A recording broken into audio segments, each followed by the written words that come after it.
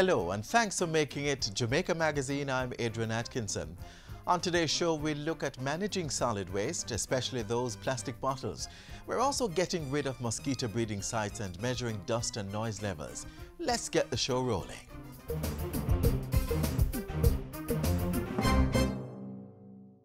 We got to be careful when using pesticides. All right, Richie. Oh, go on.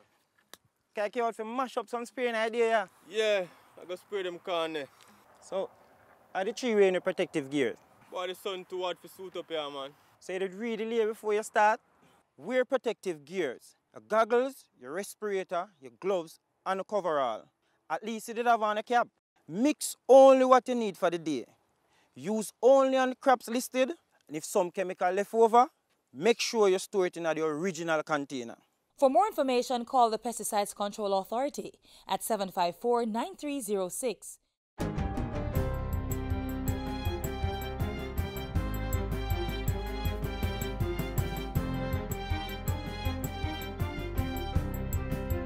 Good day, I'm Theodore Henry, and this is your GIS News for Thursday, November 16.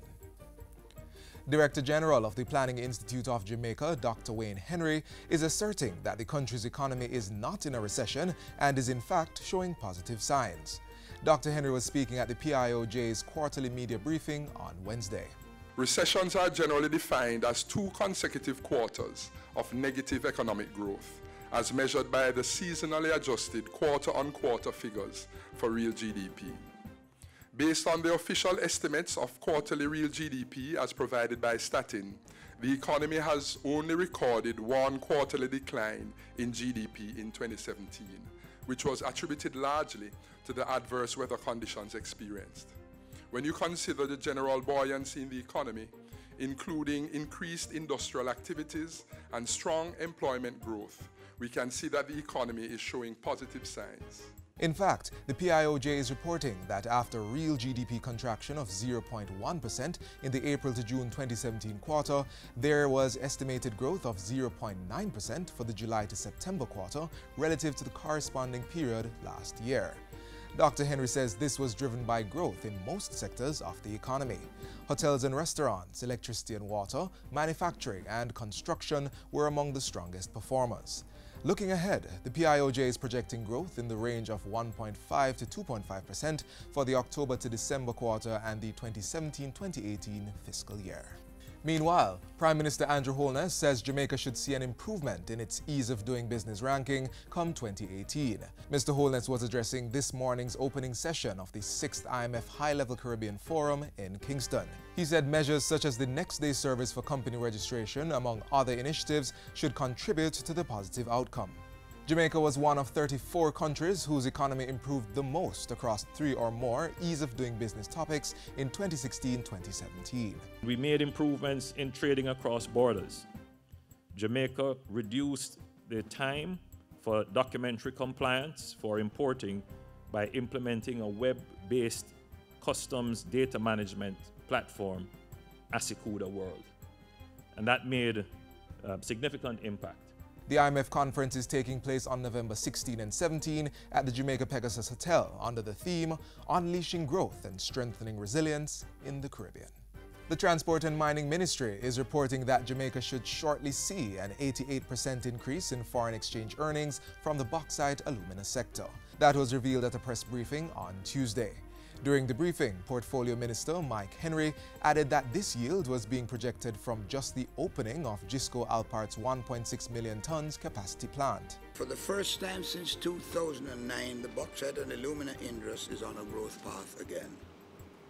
The driving force behind this is the reopening of the 1.65 million ton Alpart alumina plant in June this year.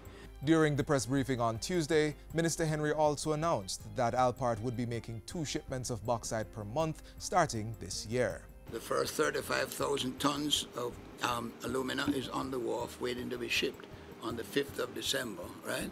And the first time in 10 years. Between 2014 and 2016, the mining and quarrying sector accounted for 50% of total domestic export earnings, with the bauxite and alumina subsector being responsible for 97% of this amount, averaging $663 million. In other mining news, a national minerals policy is to be submitted to Cabinet shortly.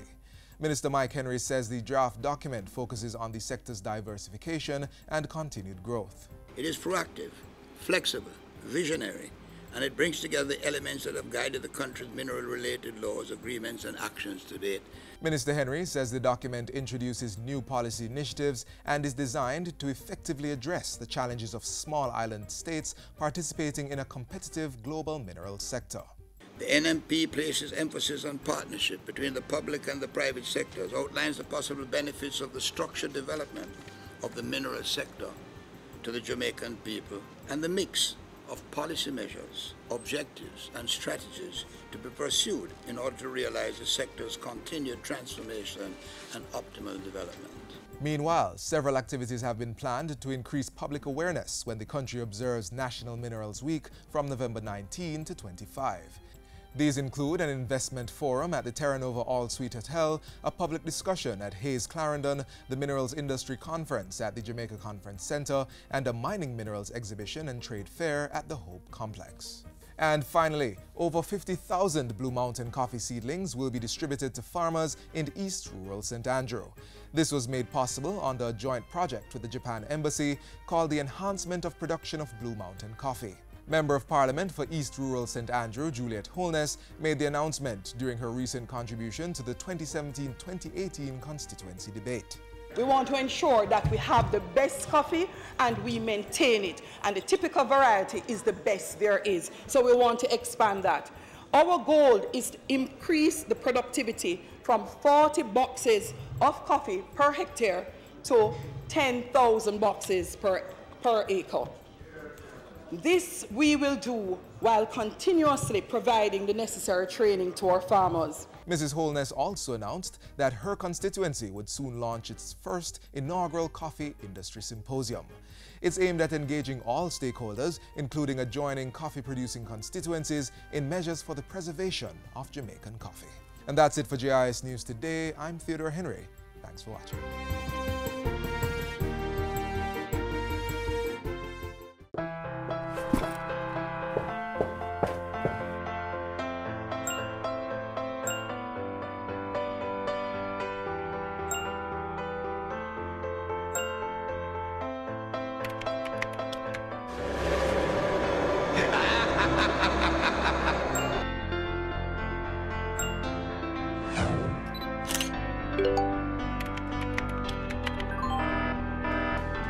Did you know that in a recent survey done by the OCA in schools across Jamaica, 43% of the students received inappropriate messages from strangers? The OCA wants you to be smart online. Never speak to persons you don't know. Parents, encourage your children to be social but be smart. This message was brought to you by the Office of the Children's Advocate with support from UNICEF. We have been experiencing rainfall over the past few days, which means water will settle in places and provide the perfect environment for mosquitoes to breed. We can't allow that to happen, right? So let's look for containers around the homes, schools, business places, or anywhere and empty them. Let's continue to search and destroy mosquito breeding sites.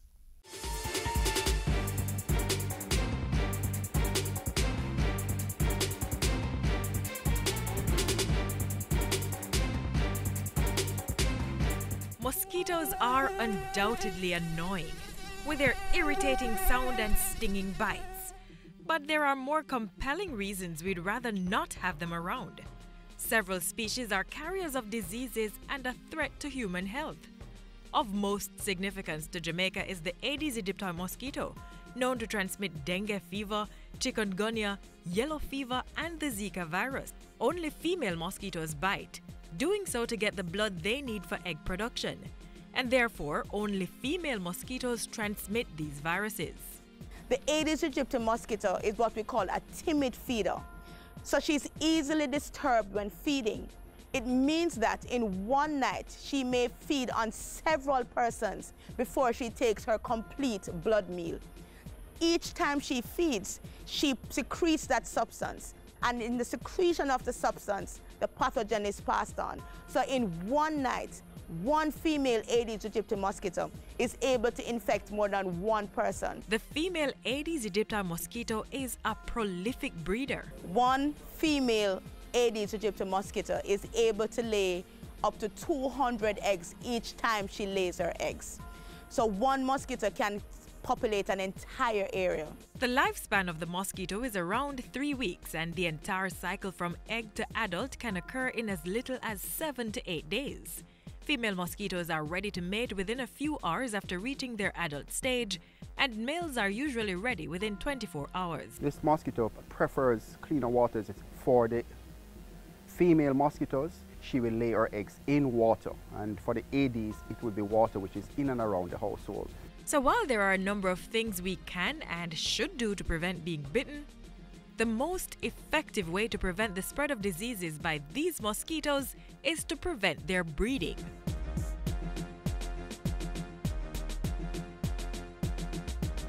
The Aedes aegypti mosquito is a mosquito that breeds in a containerized environment. They do not breed in rivers and drains, but they breed in containers that can be found in and around where persons dwell. So come with us and let us show you some of those breeding sites. This is a typical dish drainer that we find in most homes. And under most dish drainer is a tray that collects the water that comes off the dishes. And believe it or not, we have found breeding in several homes in these dish drainers. Yes. You can see that we have water that has settled. If this water does not evaporate quickly, it can lend itself to the breeding of the Aedes aegypti mosquito. So you not only have to empty the dish drainer, but you have to scrub to remove those eggs. This is the typical saucer that we will find under a plant. The rain has recently fallen, it has collected water, and right now it is steaming with the Aedes aegypti mosquito. Do you have some of these in your home? Aedes aegypti prefers water that is a little bit on the cleaner side, and it's found in a shaded environment. So what should we do with something like this? It's quite simple. You need to throw away the water.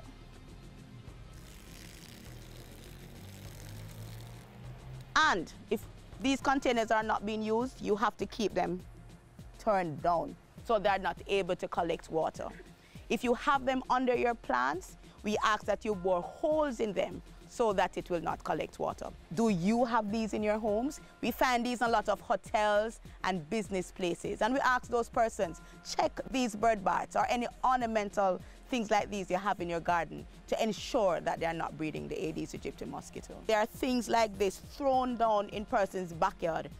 Old equipment, old furniture, old fixtures that are taken from homes, especially during construction. These are also able to hold water. And if they're holding water and sit for a while in the environment, they will also breed mosquitoes. And so we have found breeding in wheelbarrows, in old refrigerator, in old sinks such as this one. And we ask persons, if you're throwing out these, please ensure that they are positioned in such a way that they will not collect water. Many persons, when they do have their drums, most times drums do not have any covers.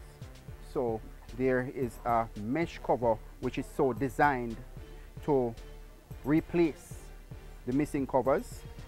It is lightweight, and what we do is just simply slip it over, and the mesh is so designed mosquitoes will not be able to go through this mesh to get to the water. So this is the ideal way. One of the benefits also of this mesh is that even when rain does fall, water will go right through it. This is a typical example where we have is a plastic drum and we have a metal cover here which is not designed for this. Whilst in some practice the intent is good, there may be occasions in which it does not fit or sit properly, and as a result you still have openings where mosquitoes can go right through and breed. The mosquito is breeding right there in some very small places right around where you live. What is the habit we want you to develop? Once every week, search for and destroy the breeding sites of the Aedes aegypti mosquito.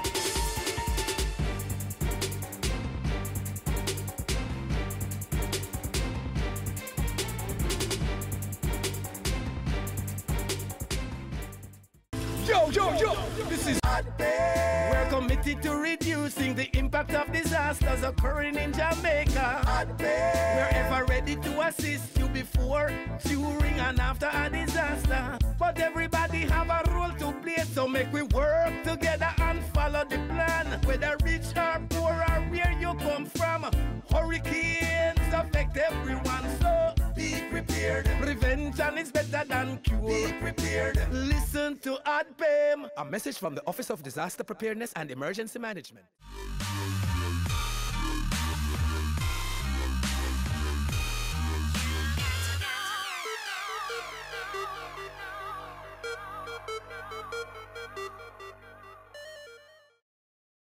Did you know that there are advanced technologies available to trace the level of dust in the atmosphere and also to measure noise levels? Yes, and we'll tell you all about those and more right now.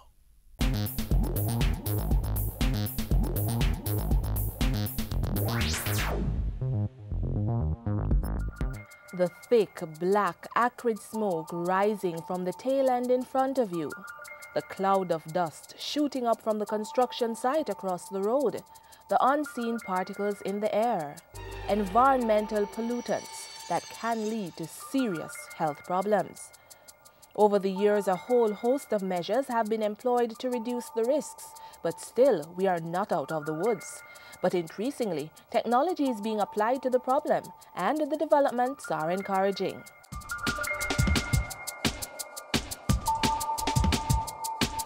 People who are exposed to pollutants in the environment can have different types of reactions, depending on the level of exposure, like the time and duration. So the effects of pollutants have prompted the government to draft new public health regulations.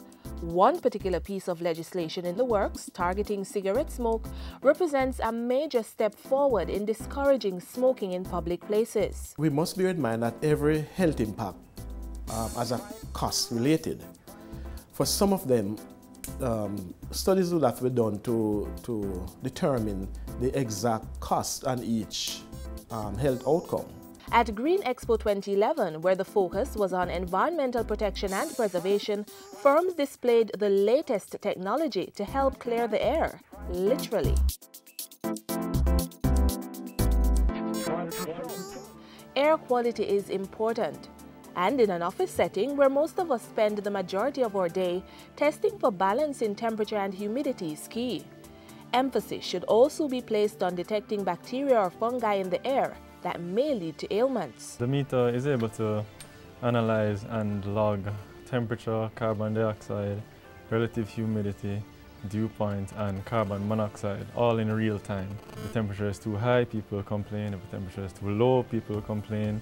If humidity is too high, people tend to feel clammy, and so this can affect workers' performance in the office. An acceptable indoor office temperature is anywhere from 22.8 degrees Celsius to 26.1 degrees Celsius, while relative humidity should be between 30 and 60%.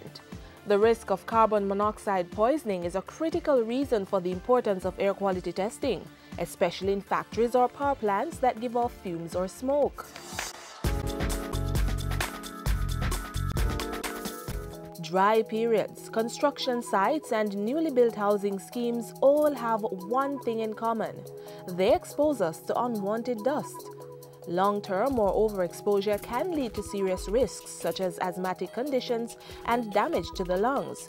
And though the naked eye can't see the magnitude of our contact, dust meters are able to capture that information. This machine in particular examines dust particles of 10 micrometers or less. A micrometer is 1/1000th of a millimeter, and at that size, particles are able to bypass the nose hairs and get into your lungs, which can cause long-term respiratory ailments. And data from this machine is particularly useful because it is a US EPA referenced standard, so data from it can actually hold up in a court of law. How the ambient air sampler works is that there's a vacuum down here which sucks in air through these pores, and it is placed onto a filter, and we weigh this filter before use and after use and do a calculation based on a time-weighted average, which gives us a dust reading in milligrams per meter cubed.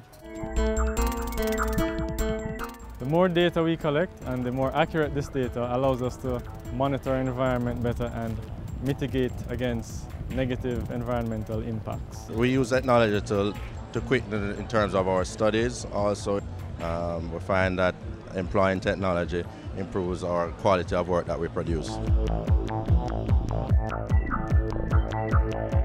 To mitigate against these exposures, people can wear protective gear where it is necessary. In our own homes and offices, we can mitigate against the amount of dust that would accumulate by having regular cleaning. The greatest thing is to know. Being aware of what's in your air could save your lungs and keep you healthy.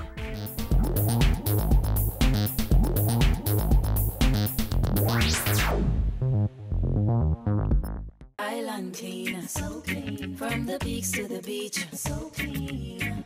No dirty up Jamaica, please don't do it. Keep we island clean, so clean. From the peaks to the beach, so clean. No dirty up Jamaica, please don't do it. No dash no paper, no dash no plastic. Dispose your garbage responsibly. No know how to recycle, learn it quick. And if you drop it, better pick up every piece of it. Plastics last forever, don't forget the bits. Cause when them touch the street, them end up in the sea. Collect pan the reef where they fish them feed. And when you want seafood, I eat your Keep eat. we island clean, so clean. From the peaks to the beach, so clean. No dirty up Jamaica, please don't do it. No dirty up Jamaica, no dirty up Jamaica, no dirty up Jamaica, no dirty up Jamaica. Up next, how the National Solid Waste Management Authority is engaging residents in the separation of garbage. The National Solid Waste Management Authority, NSWMA, has been partnering with the Japan International Cooperation Agency, JICA, since 2004.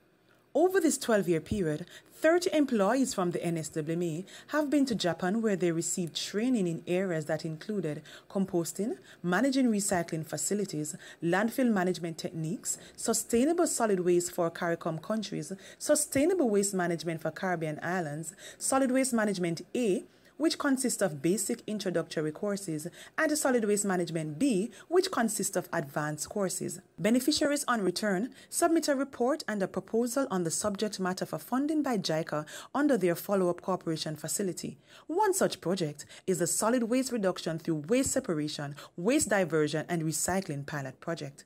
The solid waste reduction through waste separation, waste diversion and recycling pilot project supports one of the main mandates of the National Solid Waste Management Authority, that is to implement programs that will effect behavioral change. So we welcome this initiative.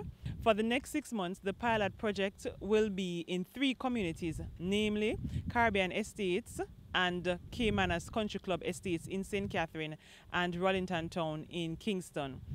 The project is estimated to be about $7 million, of which $6.7 million is being funded by the government of Japan through the Jamaica International Cooperation Agency, JICA, and as such we are very grateful for this. In the coming months, we will be meeting with residents, hosting community meetings, attending the Citizens Association meetings, and basically encouraging persons to separate their plastic containers, their cardboards and cans from their regular household waste. So we will be asking residents to take out these items, and a separate truck will come and do the collection, and we will give these items to a third-party companies. The learnings from this pilot project will assist the authority to develop policies and plans to guide and to help us to better manage solid waste, and to get residents to buy into the concept of separating their plastic containers, their cans, and also cardboards from their regular household waste. So at the end of the project, we will be in a much better position to determine behavior and attitude towards separation at source, how to really convince and to influence persons, residents, to separate these items from their regular household items. On behalf of JICA, Japan International Cooperation Agency, I am pleased that NSWMA holds this pilot project of waste reduction through waste separation, waste diversion, and recycling. This project is planned by a senior planning officer of NSWMA who had participated in JICA training in Japan titled Sustainable Solid Waste Management for CARICOM countries. After he returned from Japan, he planned it based on what he'd learned in Japan.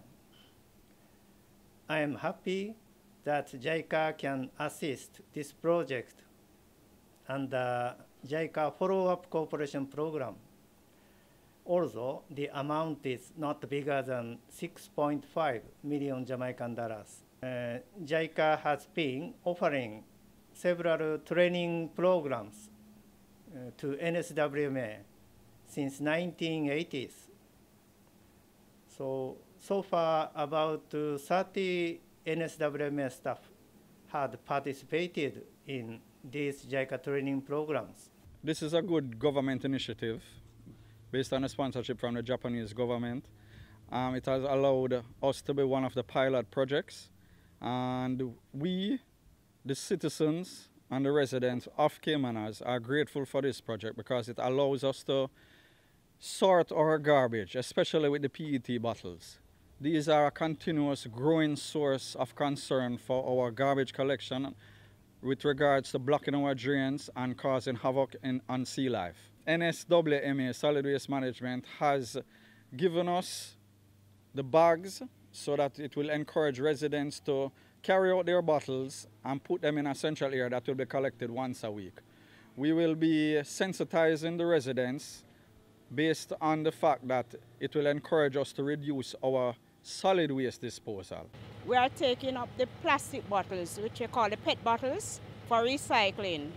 So what we do, we separate them from the regular garbage in order to have the community be in a better environment.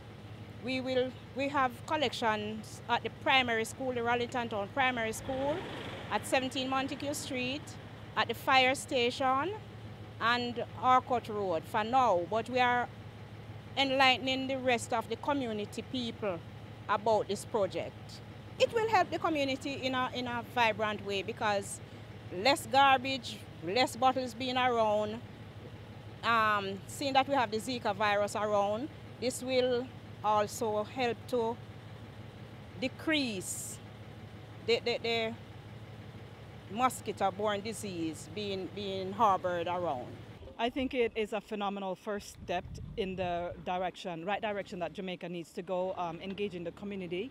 Recycling Partners, as you know, fully endorses the program. And as we mentioned, we will continue once your test period is done. We are committed to continue cleaning up those neighborhoods and collecting the bottles. And we'll also use it as a test pilot for other communities that we are hoping to bring on board. Waste separation is the way forward, and the NSWMA, through our partners, is working to make this a way of life for all.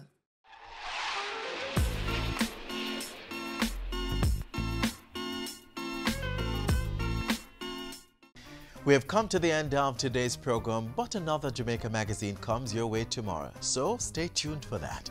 In the meantime, stay connected via our website, jis.gov.jm, and keep sending your feedback to Jamaica Magazine at jis.gov.jm or via tweet at JIS News.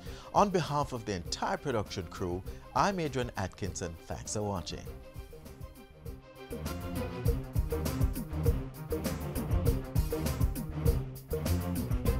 This has been a production of the Jamaica Information Service, the voice of Jamaica.